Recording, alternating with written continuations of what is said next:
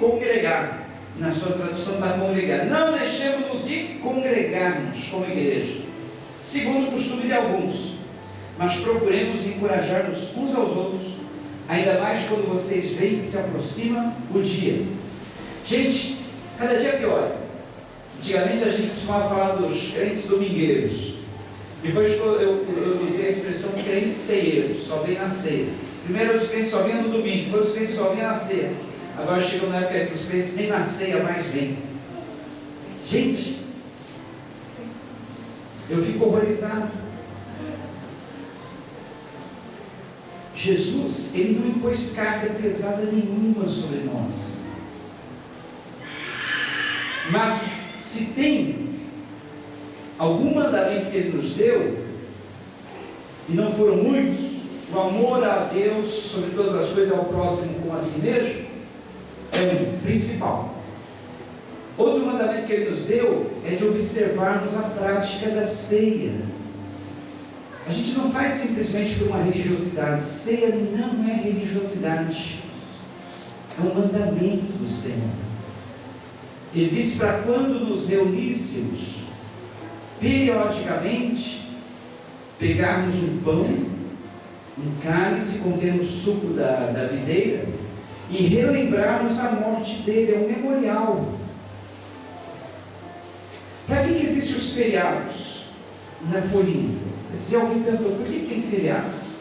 É para lembrar certas datas. Se não fossem os feriados, nós nem saberíamos hoje quem foi o Tiradentes, o que foi a independência do Brasil, o que foi a proclamação da República. A gente só sabe porque tem um feriado. Chega naquele dia, hoje é feriado. Feriado do quê? A independência do Brasil. Por que a independência? Aí a história é relembrada. Nós poderíamos celebrar a ceia todos os domingos, de mal nenhum, mas a gente celebra uma vez por mês. E olha que tem gente que não vem há 2, 3, 4 meses na igreja de ceia. Eu falo, meu Deus, a pessoa vai se enfraquecendo de uma tal forma. Olha, eu não falo isso por falar, eu já vi experiência própria nesses 30 anos. Jesus fica tão triste com ele que ele fala, está desprezando o meu corpo. Da mesma forma como nós desprezaríamos o sacrifício dele na cruz, é nós não participarmos da ceia. Podemos não estar apostatados, mas com o tempo vamos nos enfraquecendo. Não vemos uma ceia, não vemos a segunda, terceira, quarta. Gente, só por muita misericórdia para a gente se fortalecer de novo. Por que tem irmãos que às vezes não podem vir, pede, por favor, pastor, dá para levar ceia em casa? A gente vai com todo prazer, porque vê nisso algo de importância. Não despreza o sacrifício de Cristo. Não, eu sei que é importante. Se Jesus mandou, porque Paulo, na primeira carta aos Coríntios 13, quando ele dá as orientações para ser isso, porque primeiramente eu vos recebi do Senhor, o que também vos ensinei, que o Senhor Jesus, na noite que foi traído, tendo dado graça, tomou o pão e disse, tomai e comei, isto é o meu corpo que é dado por vós. Semelhantemente, depois desse ato, tomou o cálice, dizendo, esse cálice é o novo testamento do meu sangue. Fazei-o isso, fazei-o. Olha o mandamento. Todas as vezes, em memória de mim. Em memória de mim. Jesus pediu, façam isso. Uma coisa simples. Partam o pão. Tomem um cálice de vinho, suco de uva. Hoje nós não fazemos vinho na ceia, porque o vinho está adulterado, é algo puro. Mas se o vinho fosse puro, igual nos dias de Jesus, somente fermentado naturalmente, a gente colocaria vinho, como ele falou. Façam isso, façam em memória de mim. Ele quis dizer, se vocês têm uma consideração por mim, querem se lembrar do sacrifício que eu fiz por vocês, botam fé nisso e não desprezam isso, façam isso por mim. Peguem um pão, quando vocês se unirem, um cálice do vinho. Lembrem-se do sacrifício que eu fiz por vocês. Como eu falei, a gente poderia fazer todo culto, todo domingo, mas a gente faz uma vez por mês. E mesmo assim, Estou vendo que ultimamente muitos têm perdido, têm desprezado. Faz todas outras coisas naquele dia, no dia do culto, mas não vem. Algum problema tem. Quando acontece isso, a gente já pensa, ou a pessoa está evitando, porque há uma exortação também nesse texto que diz para examinar-se o homem a si mesmo, e depois de comer do pão e beber do cálice, pois o que come e bebe, indignamente come e bebe para a sua própria destruição, condenação. Então não tem como a gente pensar, a pessoa faltou uma vez, 2 vezes, alguma coisa está errada na vida da pessoa, ou a pessoa está evitando a ceia com medo do juízo de Deus, ou despreza mesmo. As duas situações são perigosas. E a gente precisa se policiar nisso. Tive que falar essa palavra hoje porque é preocupante, principalmente para um coração, um pastor que vai prestar conta de vidas. Eu não sou um pastor relaxado, não está nem aí com as pessoas, eu fico preocupado. Quando eu vejo isso acontecer, eu me preocupo. Se a gente é um seguidor de Cristo, um dia professamos a nossa fé através do batismo, decidimos seguir a Jesus, temos que levar as coisas a sério. O que é o sacrifício de Cristo para mim? O que é o memorial que Ele estabeleceu? Ele ordenou. Ele ordenou o batismo e a ceia, como duas coisas que a gente não pode desprezar. Aquele que creu em Jesus, entregou-se a Ele, tem que se batizar. Tem como? Isso Ele ordenou. A outra ordenança, a gente chama de ordenança. A outra ordenança foi a ceia. Então, sacrificial, né? Tão difícil. Vim aqui, ter um pedacinho de pão, carne-se com aquele suquinho delicioso, não é? Sacrifício. Depois ainda tem umas frutinhas aí, né? Que é Mandena, que prepara a mesa aí, traz graciosamente, põe aí, né? Esse mimo, né? Eu chamo de mimo, é um mimozinho para a gente, uma frutinha. É um sacrifício, né? Eu não digo aqueles que são impedidos, elas não são impedidas, serviço, doença, outros problemas, mas essas pessoas geralmente pedem. Fala, pastor, dá para o senhor levar em casa, para não ficar sem obedecer esse memorial? Pastor, posso vir nem que seja depois do culto, depois que eu sair do trabalho, o senhor guarda para mim? Claro. Não é pecado nenhum se você não puder estar. Deus não vai levar ela, Deus não vai condenar isso, porque Ele sabe que você não pode. Mas o pecado é desprezar, é fazer pouco caso, dar prioridade a outras coisas nesse dia. Isso é o pecado. Que eu digo, não vai nos levar para o inferno, mas vai nos enfraquecendo aos poucos, aos poucos, aos poucos. A gente tinha uma árvore aqui no quintal, um coqueiro, forte, bonito. Eu gostava daquele coqueiro.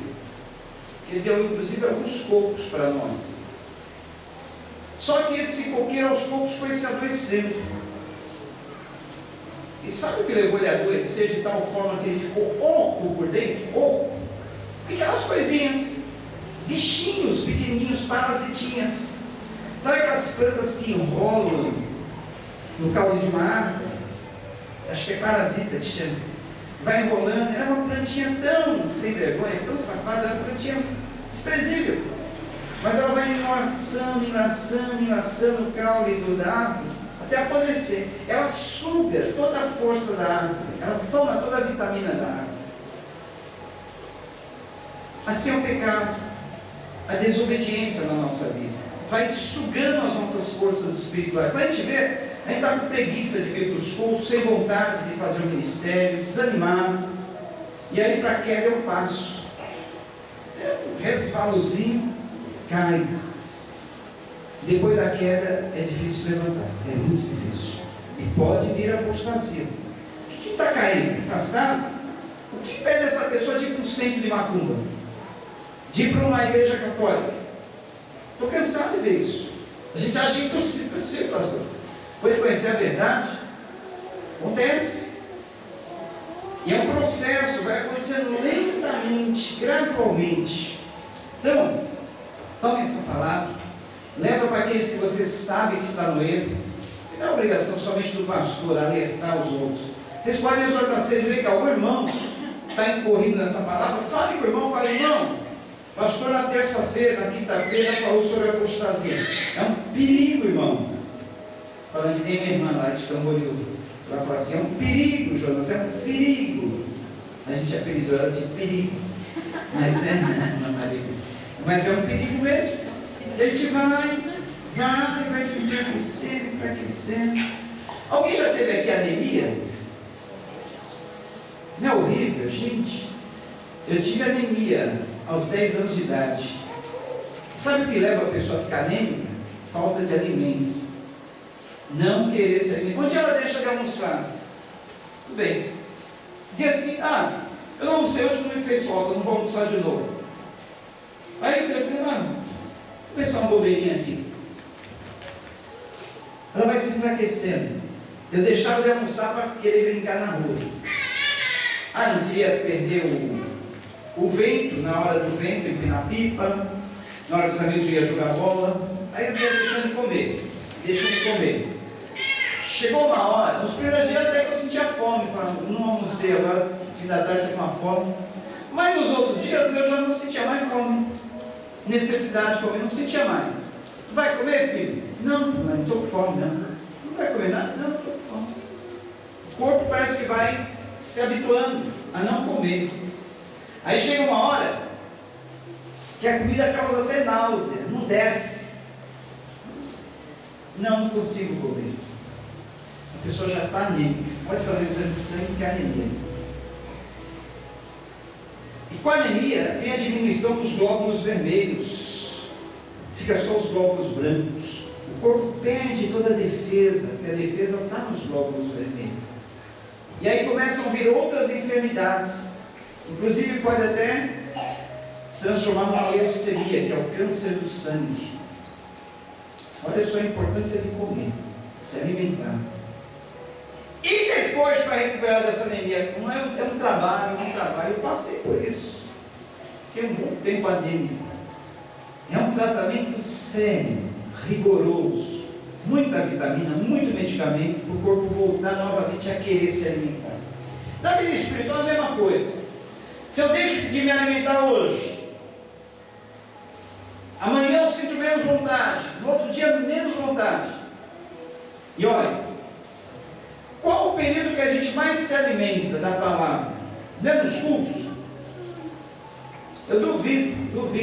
Alguns conseguem, raramente, poucos, dedicar 1 hora pelo menos de adoração, oração e palavra em casa. Se você consegue isso, você é uma raridade. 1 hora. Na semana. Então, gente, vindo para os cultos, pode ser até para uns uma religiosidade, mas por que o culto? Eu sou crente em casa. Crente não é aquele que vai à igreja todo domingo. Eu sou crente em casa. A gente pode até conseguir ser crente em casa, por 1 mês, 2 meses, 1 ano, mas chega uma hora e a gente cansa até de ser crente em casa. Perde totalmente a vontade. A Bíblia vai ficando empoeirada. A Bíblia vai mofar no armário. Não vamos ter vontade de ler. Que outras coisas vão querer preencher o nosso tempo. A internet, televisão, passeios.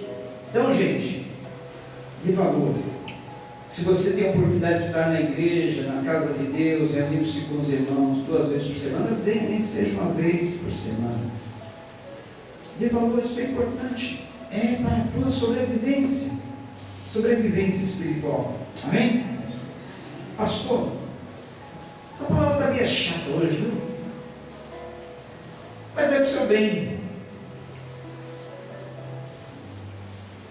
Não é somente aquelas palavras de ânimo, vigor, de você vai vencer, você vai conseguir, você é uma bênção, você é uma joia para Deus.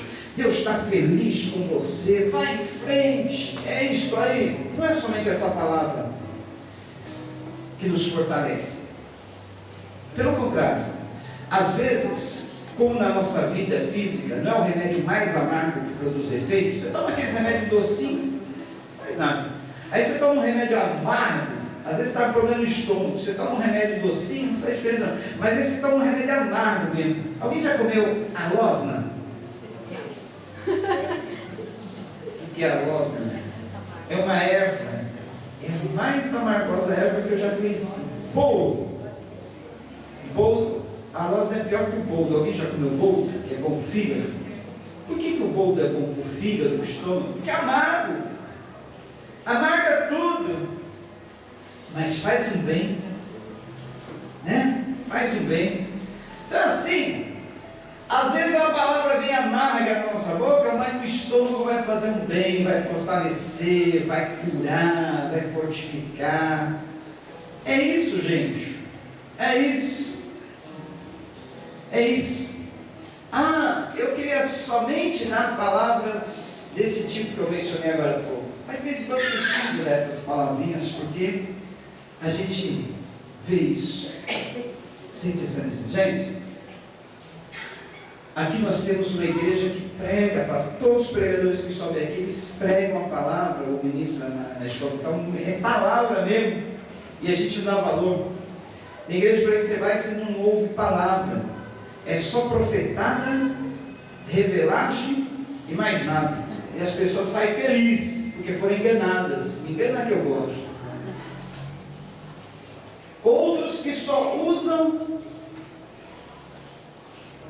o cajado, a paulada do legalismo, da religiosidade, e as pessoas saem felizes. Eu já vi. Hoje foi uma paulada, uma cacetada daquela, mas foi bom, uma bênção. Totalmente fora da palavra, só uso e costume. Pregando contra as irmãs que usam tal tipo de roupa, a irmã que corta cabelo, a irmã que faz isso, o irmão, é sempre as irmãs, a irmã que faz isso, aquilo outro, que usa esse tipo de roupa, aquele outro tipo, ou do homem, o homem é sempre o homem que não fez a barba, a mulher que raspou o pelo embaixo do braço, que levar o pé. Tem igreja que até hoje pregam isso, e as pessoas saem felizes. Gente, era uma palavra dessa que eu precisava. O pastor falou: eu não devo raspar o pelo embaixo do braço. Meu marido vai ter que aguentar assim. E aí eu acho cabeça, porque é um trabalho a menos para ela. Ai, que bom. Não preciso mais ficar depilando a perna, que o pastor não gosta. Ai, gente. As pessoas saem felizes recebendo esse tipo de palavra. E aqui a gente vem na igreja, ouve uma palavra bíblica. Ei, que culto entediado, que culto chato. Até procurar outra igreja. Aí cai num lugar desses, vai falar: eu era feliz e não sabia. Eu tinha comida farta na mesa como filho pródigo e não sabia. Então, vamos dar valor, importância. Gente, o coração do pastor fica triste, quando vê irmãos desprezando o culto. O culto não se despreza. O culto não é para o homem, não é para o pastor, é para Deus. Gente, vocês sabem quando eu fico triste de ver irmãos totalmente dispersos no louvor. Não digo os que estão ali na porta, olhando, trabalhando, mas que ficam de papo. Ou não vem na hora do louvor. Isso não vou nem falar hoje, porque já fomos falando variadas vezes, domingo após domingo, a importância do louvor. Domingo falou de novo as vitórias que Deus nos dá através do louvor, como é importante louvarmos. Eu já tomei decisão: se eu chego na igreja com o louvor, não vou nem cumprimentar os irmãos. Não pode até achar estranho: o pastor passou perto de mim, o louvor não cumprimentou. Não vou cumprimentar, ficar tirando a atenção de ninguém. Eu quero que os irmãos louvem, adorem o período do louvor. É a pior coisa. Você está adorando, louvando, aí vem: meu irmão, que bênção, que saudade que eu tenho no meio, abraço. Quisesse abraçar, mas não chegou antes. Ou não espere até o final do culto para abraçar, né? Importante, deixa o irmão aí receber aquela vitória na hora do louvor. Nós tínhamos um irmão na igreja, que ele chegava sempre, metade do culto, e ele fazia questão de cumprimentar irmão por irmão, fileira por fileira. Eu ficava com uma bronca daquilo, ficava olhando assim, mas vinha com a biblinha, faz seu irmão, faz seu irmão. Dá licença, gente. Infelizmente esse irmão está afastado da igreja, mas para a gente ver, né? Que era uma coisa hipócrita, né? Eu chamo de hipocrisia. Chega no meio do culto e vai cumprimentar irmão por irmão. Gente, a gente tem que às vezes tomar um chá de Simão, né? Adoração é momento de adoração, louvor é momento de louvor. Momento de se cumprimentar, de se confraternizar, de brincar, tem também. Isso tem o seu momento. Se tem uma coisa que eu me canso como pastor é ensinar. Eu ensino até que a igreja aprenda. Mas é difícil, porque a gente já vem acostumado. Que nem eu falei domingo, gente. Tantas vezes nós já ouvimos, ouvimos daqui não, porque isso aqui nunca saiu. Mas a gente já ouve, às vezes a gente vai visitar, por isso que eu fico preocupado com os irmãos. Eu começo a receber muitos convites para cantar fora, porque infelizmente vão aprender coisas diferentes. E uma vez, é tão fácil aprender coisa errada, que ouve uma vez já aprende, já adota aquele costume. Outras vezes você ouve uma coisa certa, dezenas e dezenas de vezes não aprende. Uma coisa errada uma vez já aprende. Não é assim que a gente costuma ver com as nossas crianças? O que é errado é tão fácil eles aprender, o que é certo é difícil. Aí você vai numa igreja dessas aí bem daquele jeito, e o pregador sempre fala: agora, irmãos, vamos para o momento mais importante do culto, a palavra. Errado. Todos os momentos do culto são importantes, a oração é importante, o louvor, a adoração é importante, a palavra também. Mas de tanto e tanto que se já desprezou a palavra, que eu, há 30 anos atrás já era assim. Eu congregava numa igreja, Assembleia de Deus, e no fundo da igreja tinha um quintal.